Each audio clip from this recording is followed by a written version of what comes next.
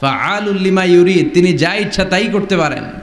তিনি পাহাড়কে দরিয়া করতে পারেন, দরিয়াকে পাহাড় করতে পারেন, ধনীরে গরিব বানাতে পারেন, গরিবরে ধনী করে দিতে পারেন, ক্ষমতাসীনরে ক্ষমতার চেয়ার থেকে লাথি দিয়ে নামায় দিতে পারেন।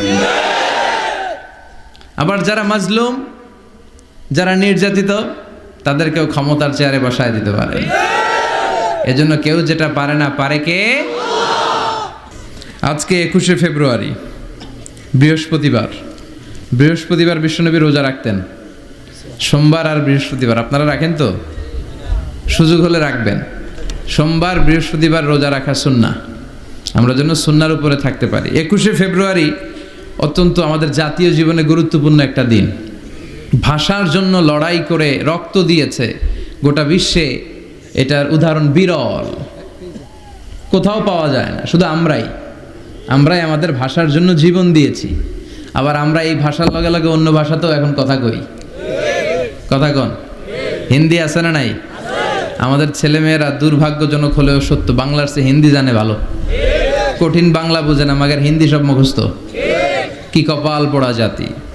যে জাতি ভাষার জন্য রক্ত দেয়, সে জাতি নিজ ভাষাকে ভুলে গিয়ে তাদের অনুষ্ঠানে হিন্দি গান বাজায়। আছে না নাই? কুছ কুছ হোতা হ্যায়, গানের নাম কুছ কুছ হোতা হ্যায়। বাংলাকে ভুলে এখন কুছ কুছ হোতা হ্যায়। তো আমরা যেন এই বাংলা ভাষার মর্যাদা রাখি। গোটা বিশ্বে এখন ইন্টারন্যাশনাল মাদার ল্যাঙ্গুয়েজ ডে হিসেবে এই দিনটা পালিত হয়। সিয়েরা লিওনে ওরা ওদের ভাষার পাশাপাশি বাংলা ভাষাকে আরও একটা ভাষা নিজেদের সেকেন্ড ল্যাঙ্গুয়েজ হিসেবে ঘোষণা দিয়েছে। এজন্য যারা এই ভাষার জন্য রক্ত দিলেন, শহীদ হলেন, আমরা আল্লাহর কাছে কামনা করছি এবং দোয়া করছি আল্লাহ যেন তাদের শাহাদাতের সর্বোচ্চ মর্যাদা দান করেন। গত রাতে ঘটে গিয়েছে চকবাজারে মারাত্মক এক অগ্নি দুর্ঘটনা, ঠিক কিনা? প্রায় 70-80 জন মারা গেল দেখলাম। 37টা ইউনিট ফায়ার সার্ভিসের কাজ করেছে। বিমান বাহিনীর 4টা হেলিকপ্টার দিয়ে স্প্রে করে, পানি স্প্রে করে 10 ঘন্টায়ও থামাইতে পারে না। এটা কি ফায়ার সার্ভিস এক আল্লাহই জানে।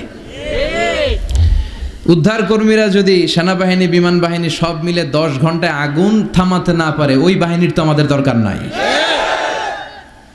এমন ঘিঞ্জি এলাকা, প্রাইভেট কারের সাথে পিকআপের ধাক্কা, প্রাইভেট কারের সিএনজি ব্রাস্ট, পাশে রান্নাঘরে রান্না করতেছিল, ওইটার সিলিন্ডারে ব্রাস্ট, এর পাশে ছিল নেইল পলিশের কারখানা, ওইখানকার কেমিক্যাল ব্রাস্ট। একটার পর একটা বাড়ি ঘর জ্বলতে জ্বলতে তাজা 70 থেকে 80 জন ভাই বোনকে আমরা হারালাম। ছোট্ট ছোট্ট বাচ্চা, তাদের এখন বাবা নাই। অনেক যুবতী বেঁচে আছে, নতুন বিয়ে হয়েছে, হাতে মেহেদির রংটা এখনো শুকায় নাই, তার স্বামী নাই। আজকে আমি দেখছিলাম আর ঝরঝর করে চোখের পানি পড়ছিল। এই ঘটনাটা আমার জীবনেও ঘটতে পারত, আপনার জীবনেও ঘটতে পারত। এই জন্য নেতৃত্ব স্থানীয় অবস্থানে যারা আছে তাদেরকে এই বিষয়গুলো খুব গুরুত্বের সাথে দেখতে হবে। এটা যা ওখানে ঘটেছে, নেতা নেত্রীদের কাঁধেই সবটাই ছিল আমানত। চিল্লায় বলেন ঠিক কিনা? আপনার নির্বাচনী এলাকায় যদি চাঁদাবাজি চলে, টেন্ডারবাজি চলে, নারীরা টিজিংয়ের শিকার হয়, ইফটিজিং হয়, এই দায়ভার আপনি এড়াতে পারেন না। একটার পর একটা এরকম দুর্ঘটনা ঘটতেই থাকে আমাদের দেশে, আমাদের টনক নড়ে না। এজন্য আমরা যেন সচেতন হই। আর যে ভাইরা বোনরা এই অগ্নিদগ্ধ হয়ে মারা গিয়েছে, বিষ্ণু বলেছেন আল হারিক ওয়াল গারিক, গারিক মানে যে পানিতে ডুবে মারা যায়, সে শাহিদ ফি সাবিলিল্লাহ। যে আগুনে পুড়ে মারা যায়, সে শাহিদ ফি সাবিলিল্লাহ।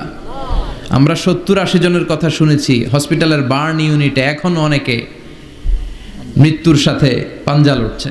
কি কঠিন অবস্থা, কি ভয়ঙ্কর অবস্থা। শুনবেন যে এদের মধ্য থেকেও 10-20 জন নাই, যারাই এই দুর্ঘটনায় ইন্তেকাল করলো, আল্লাহ তুমি তাদেরকে মাফ করে দাও।